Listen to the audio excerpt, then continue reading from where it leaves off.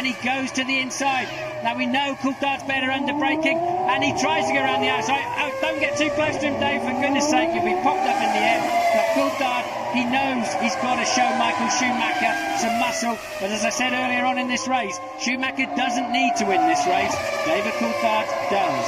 That's absolutely true, and Michael Schumacher needs to be shown a little bit of strength, as you say. It's absolutely essential with Schumacher that you have a little element of fear, because he really seems to fear nobody. He walks around this paddock with such an enormous air of confidence. He swaggers around, he's the best driver in Formula 1. Everyone keeps telling him that, and David Coulthard is really on a roll. His confidence, his momentum have been growing throughout the second part of this season, and he really needs to make a move. Let's have another look, Martin. Yes, let's have another look, and there was not a lot of point in trying to squeeze Michael Schumacher at that point. It could have ended up in tears, that one with a broken wishbone, but there's another view of it, and David really saying, hey, I'm coming after you. But I think he was pushing his luck, and he was yes, do that one more time, he says.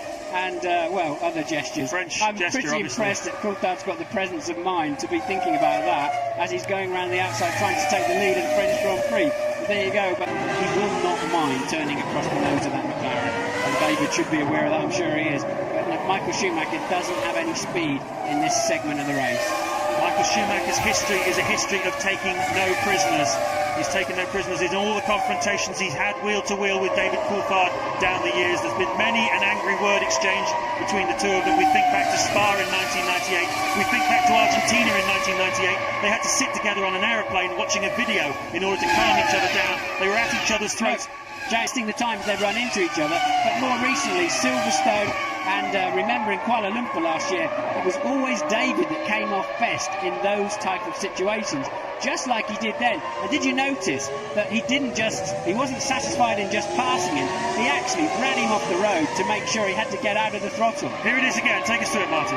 So Michael having to cover the axle only, not allowed to move twice. Michael knows that, and David also knew that too. And David now thinking, okay, right, you want to play hard with me, tough with me. I'm going to run you to the outside. You're going to have to get off the throttle. And the tyre walls touched on a couple of occasions through there.